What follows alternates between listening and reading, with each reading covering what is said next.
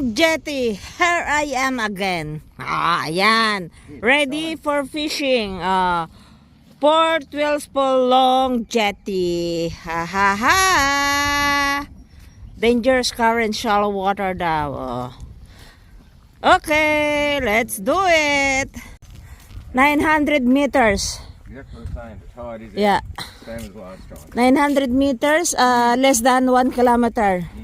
Wow, up to there. Ang layo. Sana may mahuli tayo. Ready. 3 fishing rod. Oh. At si Mr. Charlie, may dala pang lambat. May dala pang iski. Lagayan doon ang aming nahuli. Sabi ko, wag na magdala ng iski. Nakakahiya. Tapos walang huli.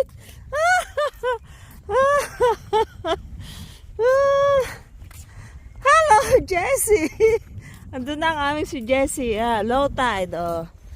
No matter daw, low tide or high tide. We still can catch something. Ayan. Wow.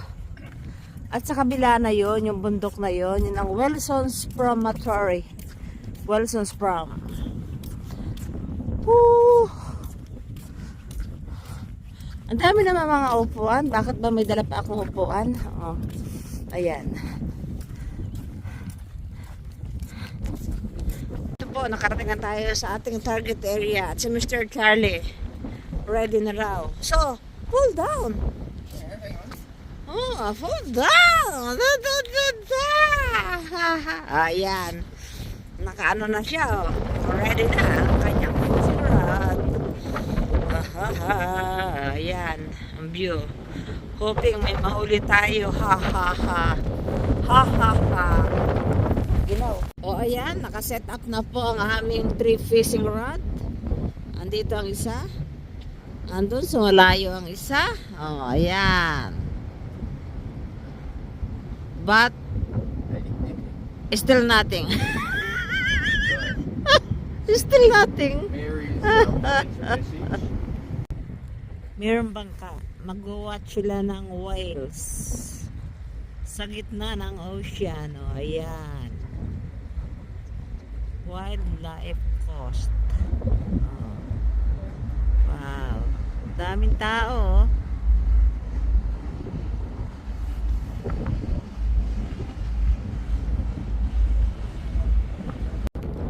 At dahil wala kaming nahuli sa fishing, ito na lang. Continue na lang tayo. Kasi maliit daw yung aming napapuntahan.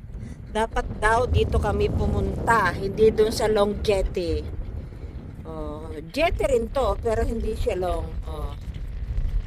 Long Jetty napuntahan namin kahapon.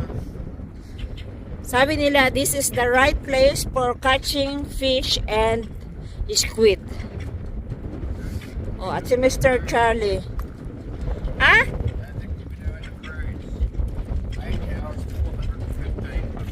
Oh shit. 8 hours? Yes. Maybe they're going to Wilson's Prom as well because Maybe. Yes. Very. 415. Wow. Ang ganda,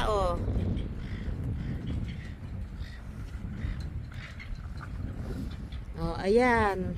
Ayan. Ang laki ng mga fishing vessel nila, Okay. See the high tide mark? Yep. Where? Yes. So maybe 5 feet, 6 Yep. feet difference. Yeah. So here, we can fish here. Fishing here Yeah. as well. Yeah.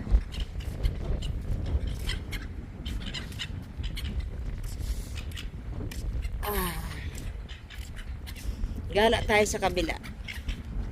At ito nga palang bangkaan na itong malaki. Ito. Nag-o-offer yan ng cruise. Watching wild sharks, sail. But $415 for one person. But 8 hours. See? 8 hours. Gaano katagal ang 8 hours? Grabe. Ayan. Pero ang ganda ng upuan nila sa taas. Yan ang upuan naman sa taas. Maybe one day. I don't want to spend $415. Oh my God. But oh. Yes. Ayan, maybe. Ayan.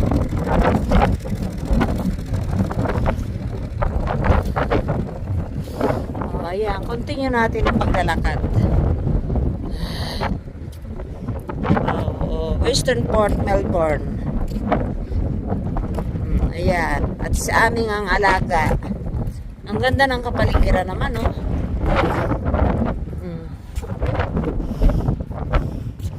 This is a fishing vessel as well? Yes. Why so different? Looks very bad. Looks like a passenger vessel. There's all tubs on top. Ah, this one is for, what do you call that? A yacht. Yachts with, yeah, sailing. Wow. Wow. Katakot sumakay dyan. Malakas ang hangin. Oh, ayan, ang kaputol, ang kadugtong. Oh, di ba? Kahit saan sila may basurahan. Para hindi ka magtatapon ng basura. Oh, doon kami pumunta kahapon. Doon. Yan, diyan kami pumunta. Yes, diyan kami pumunta. 0. Pero yung kasabay namin, ang dami namang nahuli. Flathead fish. Where are you going? Don't do that. Don't do that. Don't jump. Don't jump. Don't jump. Okay, we go. I jump. Ang lakas ng hangin. Okay, Mr. Charlie, go ahead.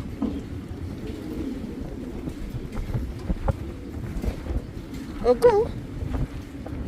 This is the fishing boat. Fishing boat? Private? I think that is private, darling. Yeah, private. Yes. Okay, go. Stop maritizing.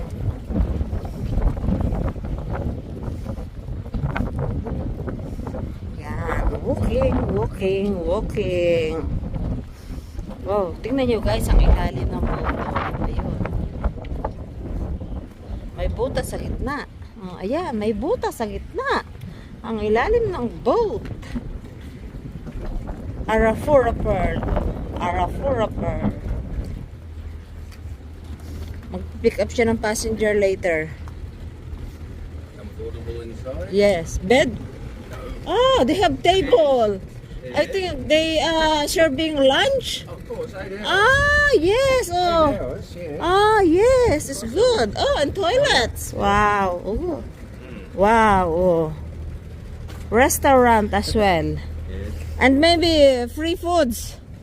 Oh, it'd have to be. Yes, free. For that money. And then we go back. We go back to our car. Oh. Our humble home. Yes. Oh, ayan.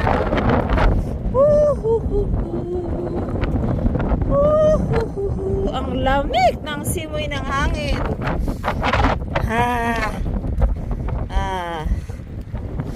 Ganito dito, pagka wala kang ginagawa, mamasyal, maglalakala ka. This is typical in Australian people.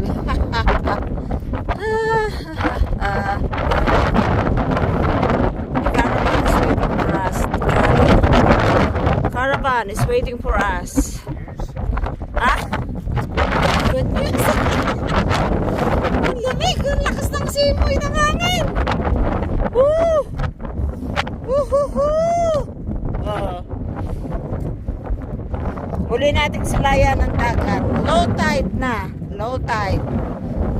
High tide is, what time the high tide? 3 p.m.